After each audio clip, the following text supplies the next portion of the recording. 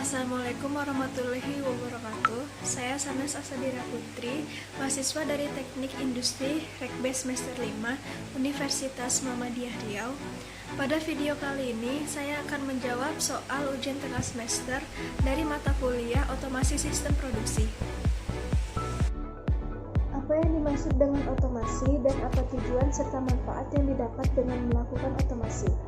Otomasi adalah suatu teknologi yang menggabungkan aplikasi ilmu mekanika, elektronika, dan sistem berbasis komputer melalui proses atau prosedur yang biasanya disusun menurut program instruksi,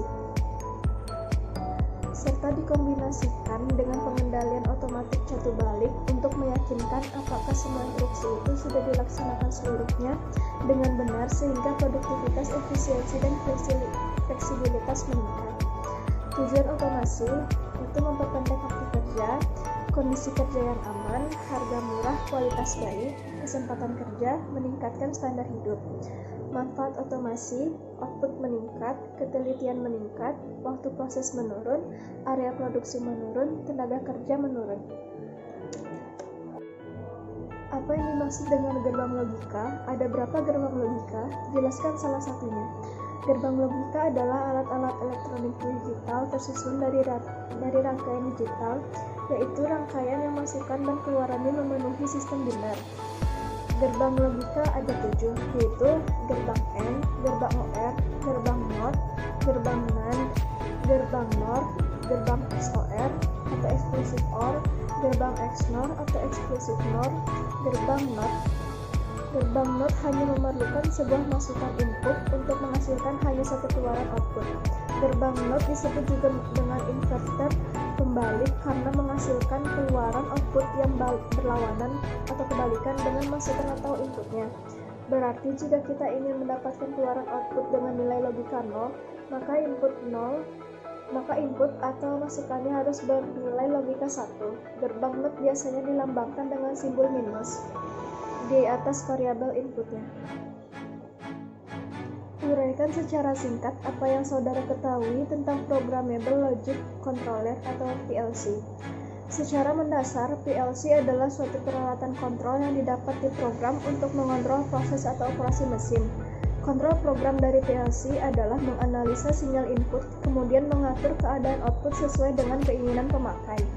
Keadaan input PLC digunakan dan disimpan di dalam memori di mana PLC melakukan instruksi logika yang diprogram pada keadaan inputnya. Peralatan input dapat berupa sensor fotoelektrik, push button pada panel kontrol, limit switch, atau peralatan lainnya di mana dapat menghasilkan suatu sinyal yang dapat masuk ke dalam PLC.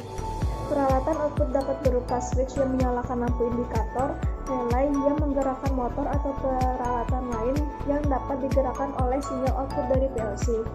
Selain itu, PLC juga menggunakan memori yang dapat diprogram untuk menyimpan instruksi-instruksi yang melaksanakan fungsi-fungsi khusus seperti logika pewaktuan, sekuensial, dan aritmetika yang dapat mengendalikan suatu mesin atau proses melalui modul-modul I/O, baik analog maupun digital.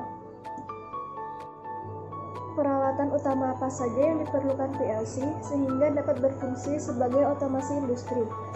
Komponen utama atau perangkat keras penyusun PLC adalah catu daya atau power supply, CPU (Central Processing Unit) yang di dalamnya terdapat prosesor dan memori, modul masukan atau input modul, dan modul keluaran atau output modul, dan perangkat pemrograman.